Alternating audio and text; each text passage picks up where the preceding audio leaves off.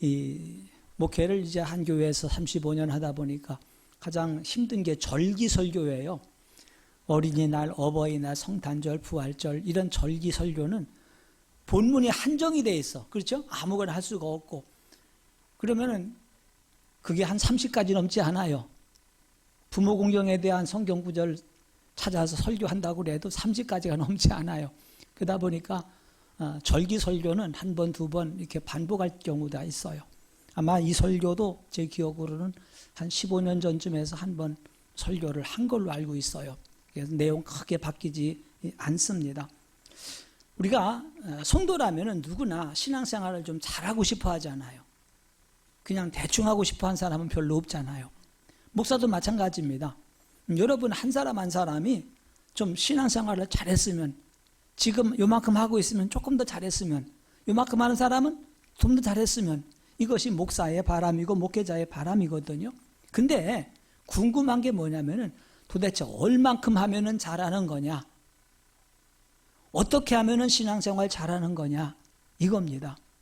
근데 막 제가 그런 말만 했을 겁니다. 잘한다 못한다는 기준은 언제나 나예요. 그렇죠? 어떤 애가 공부를 잘한다고 그래 보세요. 얼마큼 하면 잘하는 겁니까? 간단해요. 나보다 잘하면 잘하는 거예요. 나보다 못하는 사람은 못하는 거고요. 신앙생활도 마찬가지입니다. 어떻게 하는 것이 잘하는 건가? 근데 유대인들은요, 그 당시만 해도 성경을 일일이 가지고 있지 않았습니다. 성경이 다 손으로 쓰는 시절이었기 때문에 굉장히 귀했고 비쌌습니다. 그래서 일반 성도들의 가정에, 일반 유대인들의 백성들의 가정에 성경이 있다는 건 상상도 못했습니다.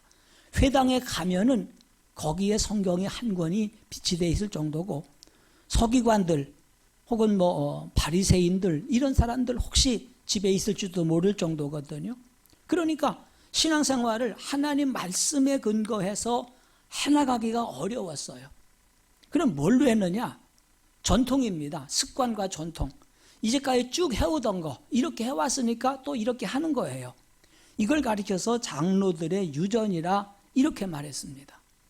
성경에서 뭐라고 말했느냐까지 잘 몰라요. 읽어보지를 못했으니까. 그래서 늘 우리는 이제까지 이렇게 해왔으니까, 부모 때부터 이렇게 해왔으니까 그걸 잘 지켜나가면 신앙생활 잘하는 거고, 그걸 잘 지키지 않으면 신앙생활을 잘못하는 거다, 이렇게 말하고 있었어요. 근데 이제 그 당시에 바리새인들과 서기관들은 하나님 말씀을 가르칠 때 두 가지가 있다고 그랬어요. 모세를 통해서 기록해준 성경이 있고, 그 다음에 그 후에 장로님들을 통해서 귀에다가 들려준 말씀도 있다는 거예요. 책으로 기록되어준, 글로 기록되어진 말씀, 성경이라고 그랬어요. 귀에 들려줄 말씀, 장로들의 유전 혹은 장로들의 전통이라고 이렇게 말했는데, 이 두 가지를 같은 그 하나님 말씀으로 여기고 있던 거지요. 그래서 장로들의 유전은 크게 두 가지가 있어요. 하나는 절기를 지키거나 혹은 제사를 지낼 때 어떻게 할 것인가 하는 것, 이것을 의식법이라고 율법에서도 말하지 않습니까? 예를 들면 안식일을 지켜라.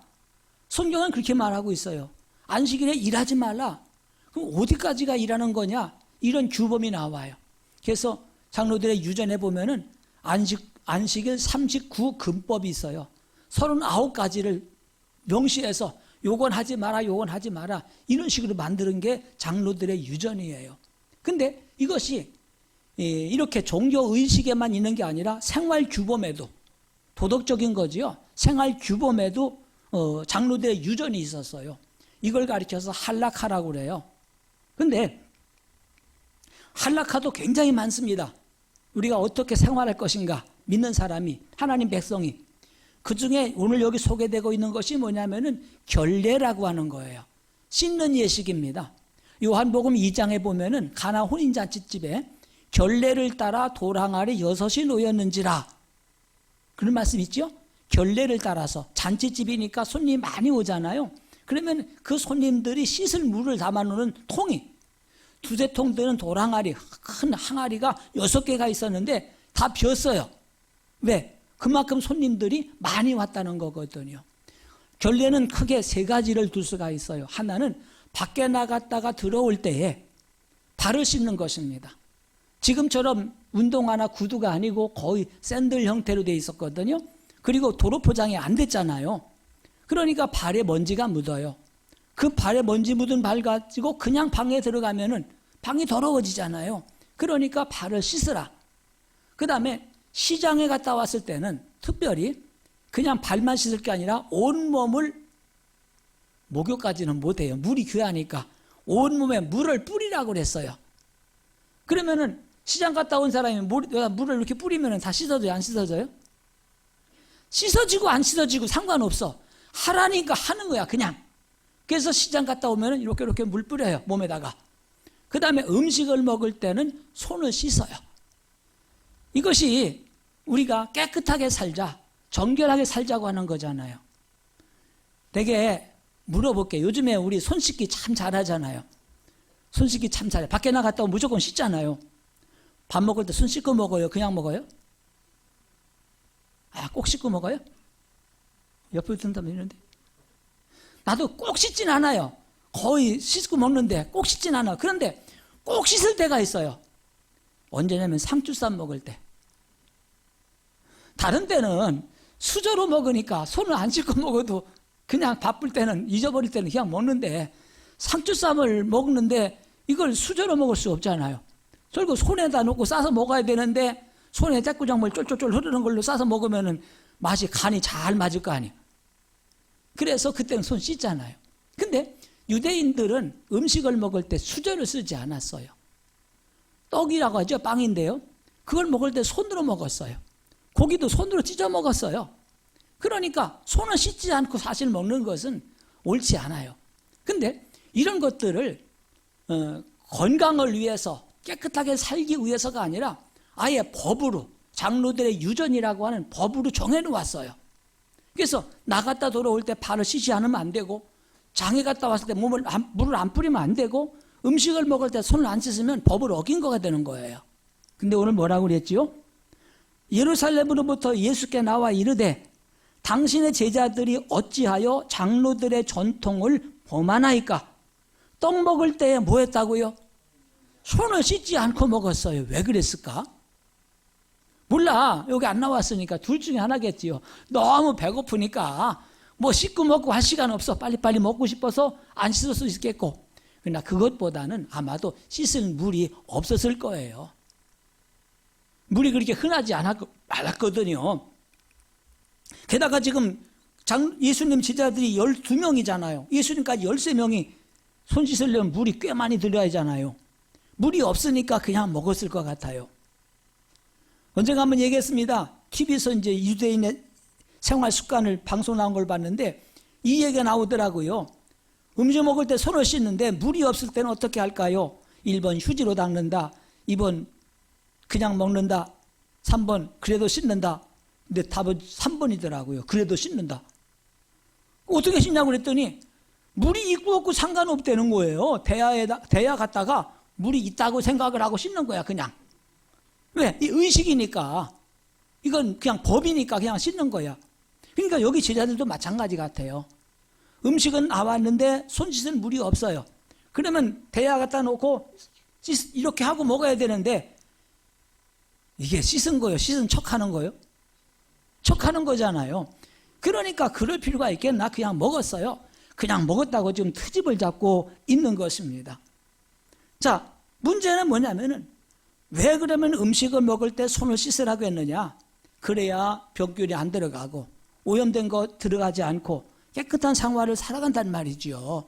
그래서 깨끗하게 살자 결례예요. 정결하게 살자 결례거든요. 근데 이것이 오랜 세월이 흘러가다 보니까 물이 있거나 없거나 손이 더럽거나 깨끗하거나 무조건 씻고 먹는 것이 법이 되어버렸단 말입니다. 결국 이렇게 만들어진 결례가 하나의 종교적인 관습이 되고 말았거든요. 제가 그때 설교할 때 그런 얘기를 했어요. 기억나실 분이 있을 거예요. 제가 이제 이렇게 합니다. 가만히 보니까 우리 성도들이 성경을 너무 안 읽어. 그래서 당에서 결정을 했어요. 우리 예배 시간에 한 20분 먼저 와서 성경을 10장을 읽고 예배를 드립시다. 장로님들이 좋다고 조금 일찍 와서 그렇게 하지요. 그래서 이제 광고를 했어요. 다음 주부터는 주일 예배 10시 40분까지 오세요. 성경을 10장을 읽고 예배 드리겠습니다. 그랬어요. 좋아. 해보니까 이제까지 안 읽던 사람이 다 읽잖아요. 제가 앞에서 같이 읽어나가니까. 근데 그러려면 성가 연습이 좀 일찍 끝나야 되지요. 지금처럼 따로 하면 모르지만 보통 교회들이 그냥 본당에서 연습하잖아요. 근데 그날 따라서 성가 연습이 늦게 끝났어요. 20분 전에 끝났어야 되는데 10분 전에 끝났어요. 그럼 시간 얼마 남았어요? 10분 남았어. 그러면 예배를 11시 10분에 시작할까? 성경을 좀 더 빨리 읽을까? 예배를 11시에 드려야 될 거 아닙니까? 시간이 10분밖에 없으니까 이렇게 합시다. 소리내어 읽으면 시간이 많이 걸리니까 눈으로 읽읍시다. 눈으로 읽으면 더 빨리 읽잖아요. 그래서 빨리 읽어서 10장을 읽고 예배를 드렸습니다. 근데 몇 달쯤 지나가다 보니까 이번엔 진짜로 시간이 없어. 이런저런 해가지고 시간이 5분도 안 남았어요. 빨리 예배는 시작해야 되는데 성경을 10장을 읽어야 돼. 눈으로 읽어도 못 읽겠어요. 근데 간만에 보니까 마태복음이야. 웬만한 사람 마태복음 1장부터 5장까지 내용 다 알죠? 뭔지. 그러니까 우리 오늘은 이렇게 넘어가 보시면서 이런 얘기구나, 이런 얘기구나, 이런 얘기구나, 이런 얘기구나. 10장을 넘기고 예배 드립시다. 보면 뭔 내용인지 아니까 안 읽어도. 그래서 그날은 잊지 않고 10장을 넘기고 예배 드렸어요. 그리고 나서 몇 년 지나고 나니까 맨날 바빠.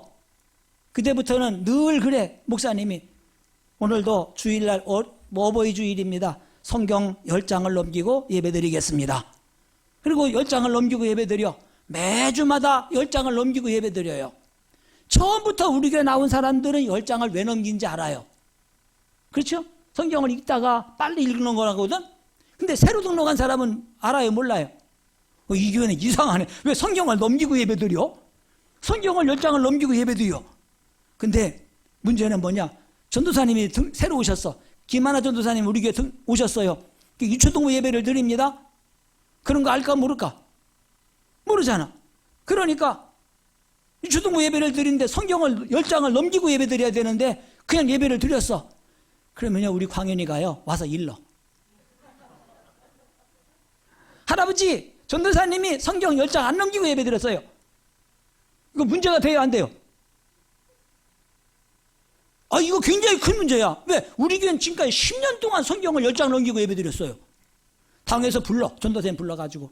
어떻게 그럴 수가 있느냐? 우리 교회는 전통적으로 성경을 10장을 넘기고 예배 드리는데 그냥 예배 드리면 되느냐? 야단칠 거 아닙니까? 그러면 전도사님도 다음 주부터 보자 그래요. 성경 10장 넘기고 예배 드립시다. 이렇게 되는 거 아닙니까? 지금 조금 지나친 얘기인지 모르겠지만 옛날에 한 얘기라서 그걸 좀 다른 걸로 바꿔보려고 그러니까 생각이 안 나, 이거밖에. 그게 제일 이해하기가 쉬울 것 같아서 그냥 그 얘기 또 한 거예요. 사실 우리 주변에 이런 식으로 습관, 전통을 중요시 여기는 경우가 많아요. 구역예배 드립니다. 애들이 저쪽 방에서 떠들고 놀다가 구역예배 끝날 때쯤 되면 뭐 하죠? 주기도문 하죠? 주기도문 하면 끝났다 하고 튀어나와. 왜? 간식 먹어야 되니까. 거기 있으면 안 주니까. 애들이 다 알아. 주기도문 하면 끝나는 걸로. 근데 어느 날 교회가 수요일 예배를 주기도문으로 안 끝내고 사도신경으로 끝내요. 문제가 있어요? 없어요? 제가 정말 그랬어요.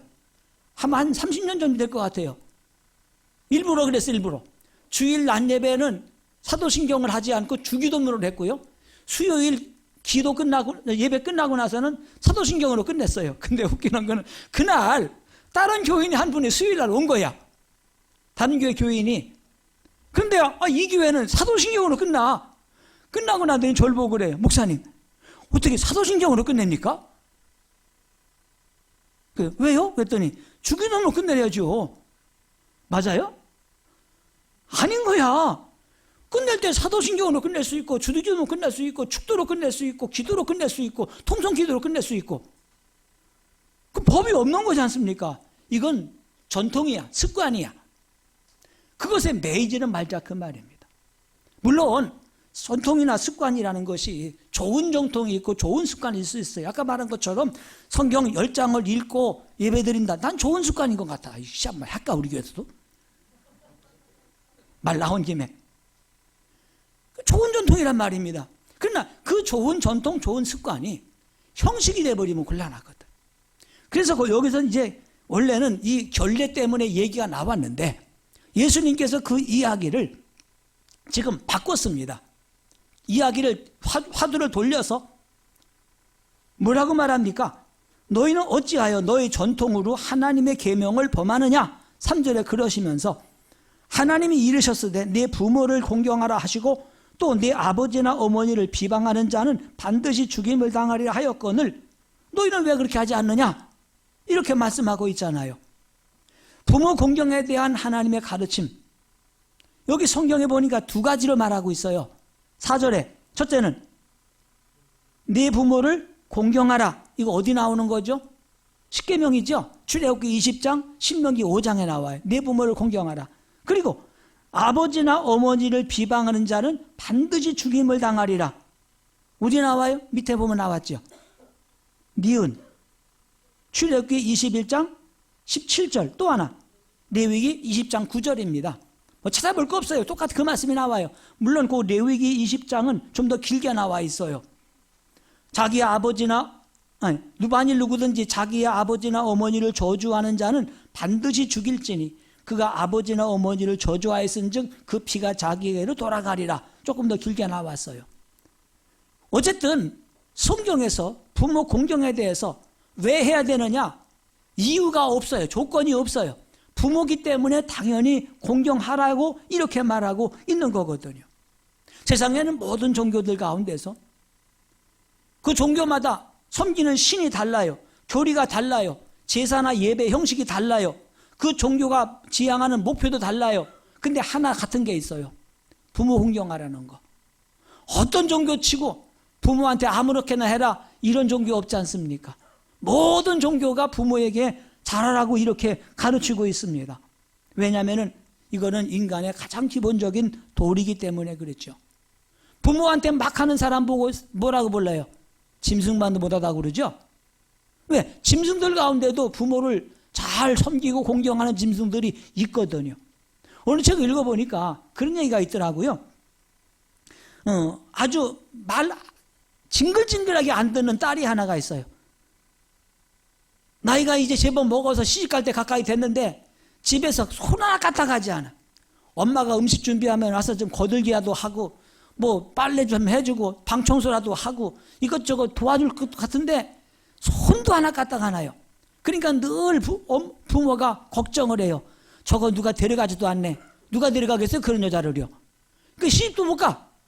시집도 안 가고 집구석에 앉아가지고 속만 새기고 있어요. 근데 어느 날 아버지 어머니가 일 나간 사이에 이 딸이 나이 많은 딸이 집에서 방구석에 혼자 있어요. 근데 방에서 가만히 앉아 놀고 있는데 저쪽 구석에서 쥐구멍에서 생쥐 한 마리가 살짝 얼굴 내밀어요. 조용하니까. 생쥐가 이뻐요? 미워요? 큰 쥐는 징그럽지만요. 조그마한 생쥐는 진짜 이뻐요. 나는 세 가지가 이뻐, 쥐가요. 눈이 이뻐요. 눈이 동그랗게 생겨서 이쁘게 생겼고요. 코가 이쁘게 생겼어요. 코가.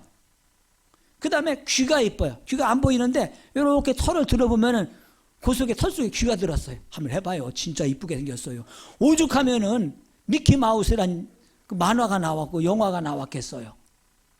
맞아요. 그러니까 너무 이 생쥐가 나왔는데 너무 이쁜 거야. 그래서 지가 먹던 과자 부스러기에 뭐 이렇게 먹을 것을 굴 앞에다 갖다 살짝 주었어요. 도망도 안 가. 가만히 쳐다보더니 이렇게 와서 킁킁 뭐 맛을 보더니 쏙 들어가 버려. 굴 속으로. 안 먹으려나 보지? 하고 쳐다보고 있는데 또 살짝 나오는데 혼자 나오는 게 아니라 어미쥐 한 마리를 들고 나와요. 뭐 아버지인지 어머니인지는 모르겠지만은 하여튼 어른쥐 한 마리를 데리고 나오는데 어른쥐가 가만히 보니까 앞이 안 보여. 늙어서 눈이 안 보이는 쥐야. 그러니까 이 생쥐가 자식이 맛있는 게 있으니까 누구 생각이 난 거예요? 어미 생각이 나니까 굴에 들어가서 안 보이는 어머니를 모시고 나와서 그 목을 먹도록 주더라는 거지요. 이 버르장머리 없는 딸이 가만히 쳐다보다가 회개했대요. 뭐만도 못해요. 생지만도 못하다. 회개하고 그날부터 부모에게 잘했다는 이야기가 있어요. 제가 거의 비슷하게 말했을 것 같아요. 그러니까 아무리 못생긴 미물들도, 아무리 우리가 흉보는 미물 버러지들도 부모를 알아본다는 거지요. 사람으로서 부모를 공경하지 않고 부모를 잊고 산다면은 사람 구실을 못하는 거잖아요. 근데 문제는 뭐냐? 부모 공경에 대해서 그 당시 종교 지도자인 바리새인들과 서기관들이 잘못 가르치고 있습니다. 뭐라고 그랬습니까? 자, 아까 사전을 읽었으니까 5절은요. 같이 읽어봅니다. 너희는 이르되 누구든지 아버지에게나 어머니에게 말하기를 내가 드려 유익하게 할 것이 하나님께 드림이 되었다고 하기만 하면 그 부모를 공경할 것이 없다 하여 너희의 전통으로 하나님 말씀을 폐하는도다. 이렇게 말했습니다. 물론 우리가 하나님의 일을 하다 보면 부모님을 잘 섬기지 못할 때가 있어요. 시간이 주일 하다 보면은 잘 신방하다 보면은 식사 때 제 시간에 못 챙겨드릴 경우도 있을 거고요. 또 교회 봉사하고 헌금하다 보면은 돈이 좀 모자라서 좀 맛있는 거 해드리고 싶은데 못할 경우도 없지 않아 있을 겁니다. 문제는 뭐냐면은 하나님을 섬긴다, 하나님의 일한다는 구실을 가지고 부모를 섬기지 않는 것입니다. 여기서 예수님 말씀하신 것은 뭐냐면은 고르반이라는 겁니다. 고르반. 이 고르반이란 제도는 뭐냐면은 원래 돈이나 물건을 하나님께 드렸다. 이것은 하나님의 거다 하고 서원하는 것이 고르반입니다. 그래서 양을 기르잖아요. 그 중에서 아주 이쁘게 잘생긴 놈이 하나가 있어. 요거는 키워서 하나님께 드려야지. 그러면 그 양을 어릴 때에 고르반 선언을 합니다. 가족들에게 말합니다. 요 양은 요거는 하나님 거야. 고르반이야. 나중에 이제 양들을 팔잖아요. 사람들이 와서 이거 사겠다고 그래. 돈 더 주겠다고 그래. 팔아요, 못 팔아요? 팔면 안 돼요. 고르반 하나님 거니까. 그래서 이 제도가 바로 고르반입니다. 헌금도 마찬가지입니다. 아직 월급 받지 않았는데 나 이번에 월급 받으면 100만 원 하나님께 드리겠습니다. 고르반 합니다. 그러면은 월급 받는 날 그 고르반 약속한 것처럼 100만 원을 드리는 겁니다. 근데 문제는 뭐냐면은 아마 그걸 할 거예요. 자식들이 부모의 재산을 물려줄 때에 장남에게는 2몫을 주고 그 다음부터 자식들에게는 1몫을 받잖아요. 왜 그렇습니까? 장남은 부모를 모시는 거야. 부모를 모시기 때문에 부모 모시는 몫으로 1몫을 더 드려요. 근데 이 장남이 2몫을 받았는데 그 2몫 가운데 한 몫을 하나님께 드려. 고르반 그래요. 그러면은 부모 섬길 돈이 있어요, 없어요? 그거 하나님께 드렸으니까. 그러니까 부모를 안 모셔. 안 모셔도 돼. 왜? 돈 없는데 뭐. 근데 여기 뭐라고 했습니까? 하나님께 드림이 되었다고 하기만 하면 아직 드린 거 아니에요? 그래서 제가 이 말을 갖다 말로만 고르반이라고 그래요. 하나님께 드린다고 약속을 했어요. 그리고 사는 얘기가 엄마 이제 엄마 목 다 하나님께 드렸으니까 엄마 내가 도와드릴 거 없어. 알아서 그냥 사셔. 이렇게 산단 말이죠. 이거는 아니라 이 말입니다. 근데 말로만 할 뿐이 아니라 어떤 경우는 원래 부모님 몫이 예를 들어서 1,000만 원인데 그걸 다 드렸으니까 못하는 게 아니라 그 중에 한 반만 하나님께 드리고도 마치 다 한 것처럼 부모를 안 섬기고 또 아까 말한 것처럼 하나님께 드린다고 약속을 했는데 날짜를 안 정했어. 언제 드리겠다고. 약속했으면 날짜가 정해질 거 아닙니까? 약속 날짜를 안 정해놓고서 평생 지가 써 그냥. 말로만 고르반이야. 그리고 부모도 안 섬기고 지금 이렇게 살아가는 사람들을 책망하고 있는 것입니다. 하나님 섬기는 건 잘하는 겁니다. 부모보다 사실은 하나님이 아버지가 더 우선이잖아요. 그러나 하나님을 섬기는 것을 핑계 삼아서 부모 공경하는 것을 하지 않는다. 시간 핑계대고 물질 핑계대고 뭐 이런 거 핑계대는 것, 이것은 바른 신앙이 아니라면. 그러면서 예수님께서는 부모 공경에 대해서 우리에게 다시 가르쳐주고 있습니다. 부모 공경뿐이 아니라 하나님 말씀 전반에 대해서 어떤 자세를 가질 것인가를 말해주고 있는데, 여기 이걸 두 가지로 말하고 있지요. 첫째는 요즘의 사람들이 말로만, 입술로만 하나님을 존경하고 있다는 거예요. 말로만 잘하지요. 말로는 하나님 잘 믿지요. 근데 마음은 하나님에게서 떠나 있잖아요. 이런 사람을 외식하는 자들아. 7절, 이사야가 너희에게 잘 말했구나. 이 백성이 뭘로는, 입술로 나를 공경하고 마음은 내게서 멀도다. 사람의 계명으로 교훈 삼아 가르치니 나를 헛되이 경배하는도다. 이렇게 말하고 있습니다. 마음은 하나님에게서 멀리 떠나 있는 게 문제입니다. 말로는 참 신앙생활 잘해요. 그런데 생활 속에서 나타나지 않는다, 그 말입니다. 하나님은 중심의 믿음을 원하시잖아요. 물론 그 당시 서기관들과 바리새인들 철저하게 했어요. 박하와 근채와 회양의 11조를 드렸어요. 안식일 철저히 지켰고, 또 그뿐이 아니라 제사를 절기 때마다 잘 지른 건 사실입니다. 그런데 그런 것들이 전부가 다 껍데기뿐이라는 거지요. 마음 중심에서 하나님을 섬기는 것이 아니라 사람의 생각대로, 사람의 교훈으로 가르치고 있기 때문에 하나님은 그거를 기뻐하지 않는다고 그랬지요. 또 한 가지는 정말 더러운 건지 무언지를 알지 못하고 있습니다. 장로들의 유전의 의미가 뭔지를 몰라요. 아까 그랬잖아요. 발을 씻고 손을 씻으라고 하는 것은 법이라기보다는 깨끗하게 살아라, 정결하게 살아라, 이것을 말하고 있는 거란 말입니다. 지금도 세계에서 가장 깔끔하게 살아가는 사람들이 이스라엘 사람들입니다. 지금도 이 장로들의 유전을, 이 결례를 지켜나가고 있거든요. 그러나 어떤 그 법에 의해서 왜 이렇게 하라고 하는지를 알지 못하고 있다면은 그만 그 율법의 정신을 잊어버리잖아요.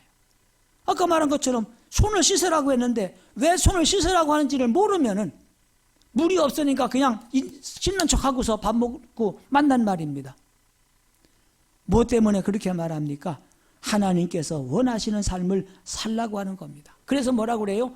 입으로 들어가는 것이 사람을 더럽게 하는 것이 아니라 입에서 나오는 것이 사람을 더럽게 하느니라.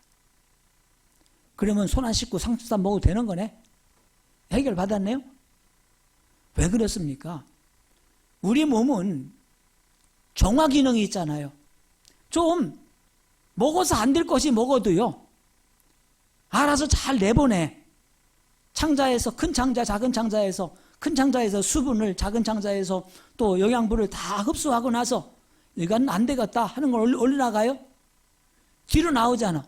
혹시 궁금하시면 집에 가셔서 변기다가 붙지 말고 바닥에 놓고서 한번 이렇게 막대에 저어봐요. 거기서 쓸데없는 거 다 거기 들어 나온다고요. 그러니까 필요 없는 것이 입으로 들어가도, 지저분한 것이 입으로 들어가도 결국 나와.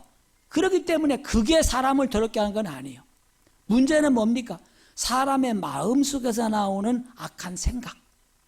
다윗 같은 사람 보세요. 그렇게 거룩한 척 하는데 속에 아주 악한 생각이 있지 않았어요. 그 남의 마누라 뺏어다가 자기 마누라 삼고 그 남편은 뭣도 모르고 전쟁에 나가 죽고 말지 않습니까? 이 사람이 이렇게 못돼 먹었어요. 그렇기 때문에 이것이 문제지, 손으로 씻고 먹었느냐 씻지 않고 먹었느냐, 이것이 문제가 아니라고 하는 거예요. 내 속에서 어떤 생각이 나오느냐, 어떤 말이 나오느냐, 어떤 행동이 나오느냐가 더 중요한 것입니다. 오늘 말씀 마칩니다. 우리는 하나님을 아버지라고 부릅니다. 그러니 사람들이 부모님에게 해드리는 모습을 보면 그 사람의 신앙관을 볼 수가 있습니다. 바울은 말했어요. 누구든지 자기 친족, 특히 자기 가족을 돌보지 아니하면 믿음을 배반한 자요 불신자보다 더 악한 자니라. 하나님께 헌금하고 교회 봉사하느라고 부모님 섬길 시간이 없다고 한다면 이건 위선이지 아니겠습니까? 정말 하나님께서 원하시는 것은 하나님을 섬기는 것처럼 부모를 섬기고 부모를 섬기는 것처럼 하나님 섬기기를 원하고 계신 겁니다. 바쁘다고 핑계하지 마십시다. 부모님을 찾아뵙고 섬기고 공경하는 것 1년 중에 으뜸입니다. 지난 금요일 날 금요기도회 때 제가 그 얘기를 했습니다. 어떤 목사님이 저한테 사진을 하나 찍어서 보내줬어요. 저 전라북도 부안에서 현수막이 걸렸어요. 뭐라고 했냐면 이놈아 오늘이 어버이날이다. 현수막이야 그게. 이놈아 오늘이 어버이날이다. 또 하나 꽃으로 퉁칠 생각하지 마라. 꽃으로 퉁칠 생각하지 마라. 그냥 여기다 카네이션 하나 사가지고 끝내려고 하지 마라. 미국겠지요? 그건 거기 부안 거 아니에요. 어디 건지 모르겠어요. 또 하나가 있어. 그건 뭐라고 했냐면은 네가 바쁠 것 같아서 내가 샀으니까 돈이나 붙여라. 그래가지고 우선 사진 찍고 영수증 찍었어. 34만 원인가 찍었더라고요. 그래서 와 쎄도 안 해. 그랬더니 다 웃더라고요.